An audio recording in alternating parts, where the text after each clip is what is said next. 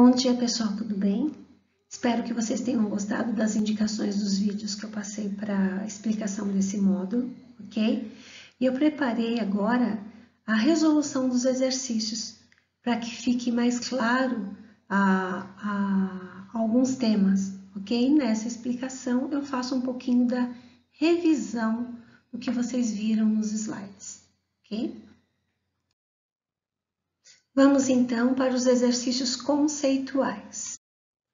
Então, vamos para a questão número 1 do capítulo 6 de movimentos internos de formação de relevo.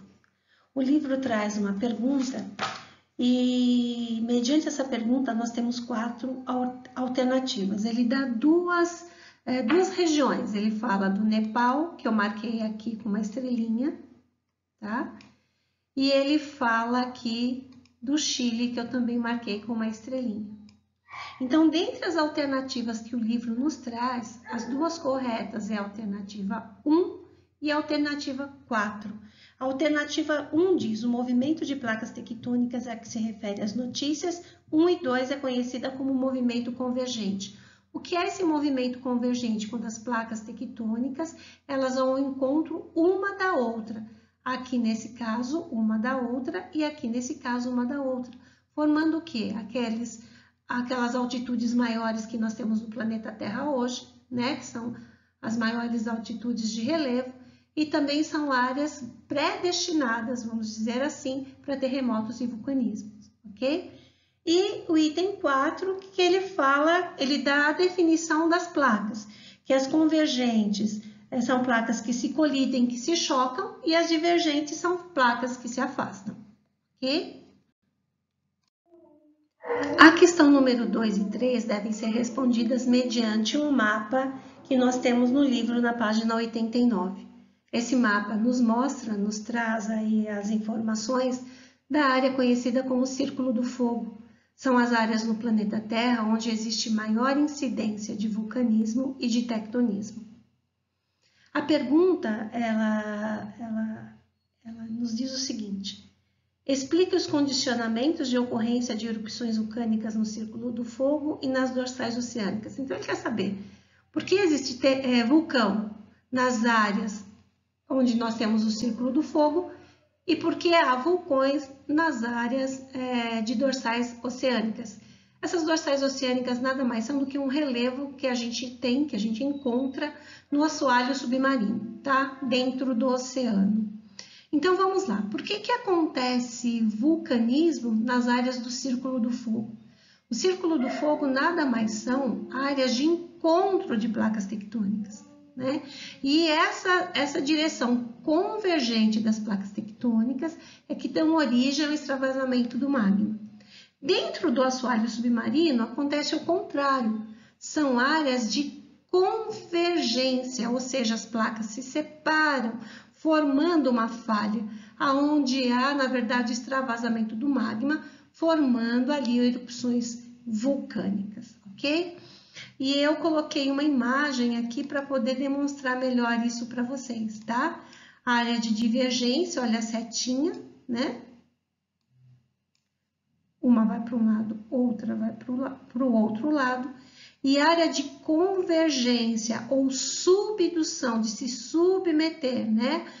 As placas vão, na verdade, no mesmo sentido, quando elas se encontram e formando aí, soerguendo, né? Formando os altos relevos e áreas, com certeza, de erupções vulcânicas, ok?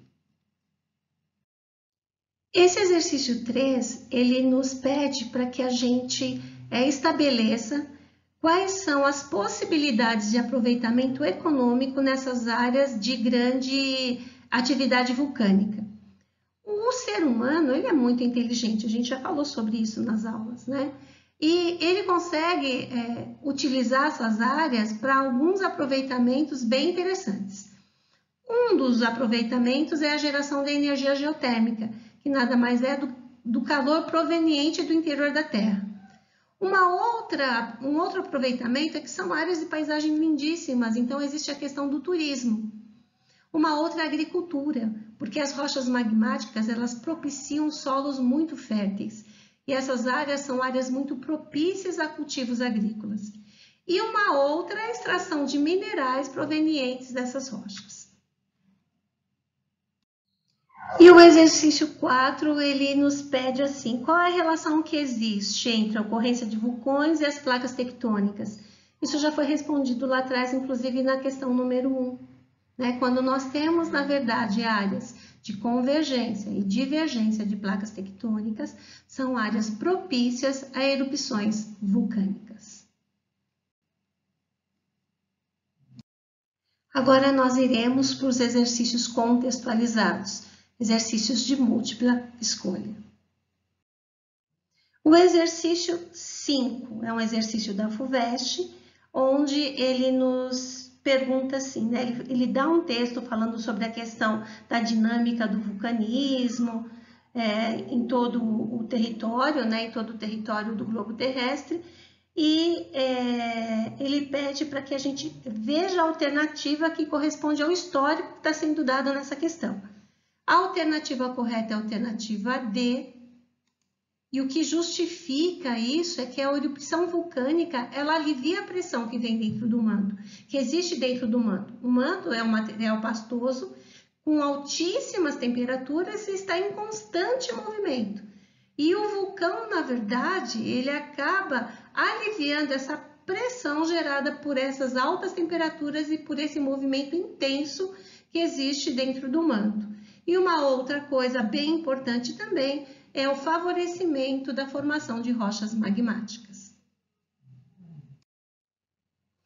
O exercício 3, ele nos traz, o exercício 6, ele nos traz duas imagens, a figura 1 e a figura 2. A figura 1 é uma imagem, na verdade, costeira, de oceano.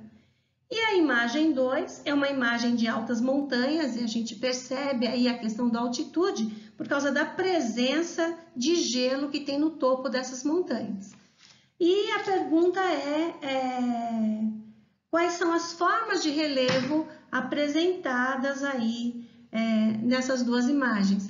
Então, a primeira é uma falésia, resultante aí de áreas litorâneas, e a segunda é uma forma de relevo de altas altitudes, né?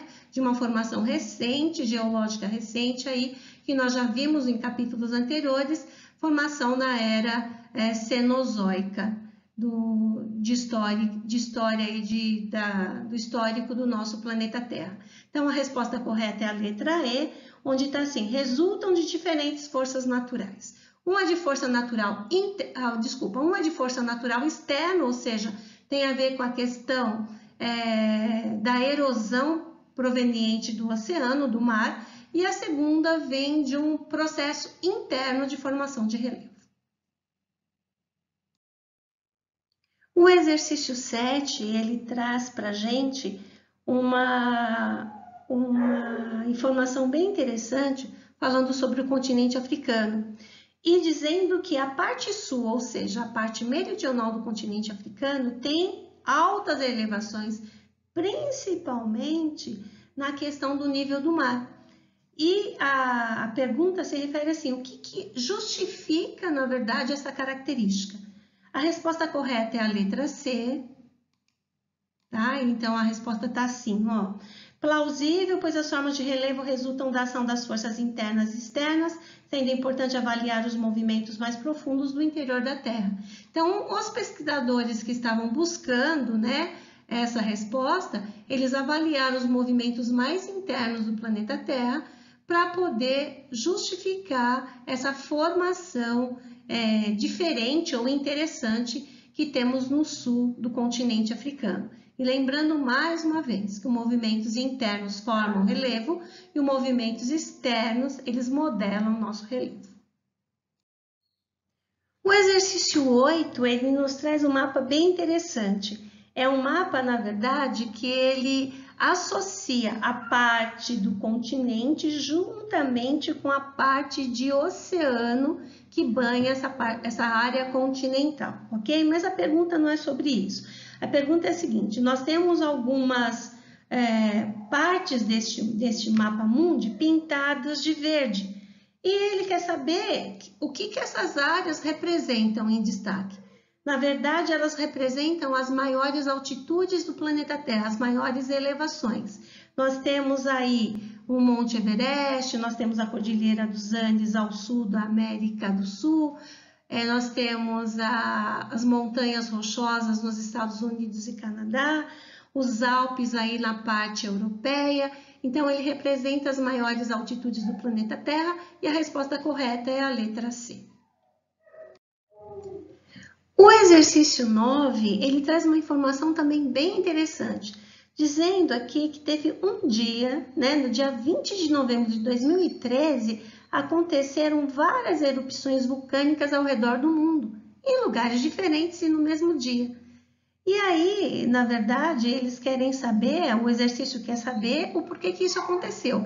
Mas ele dá a maior dica aqui, dizendo que, na verdade, que todas as regiões que são apresentadas, que aconteceram aí essa questão dos terremotos, estão presentes naquela faixa do Círculo do Fogo.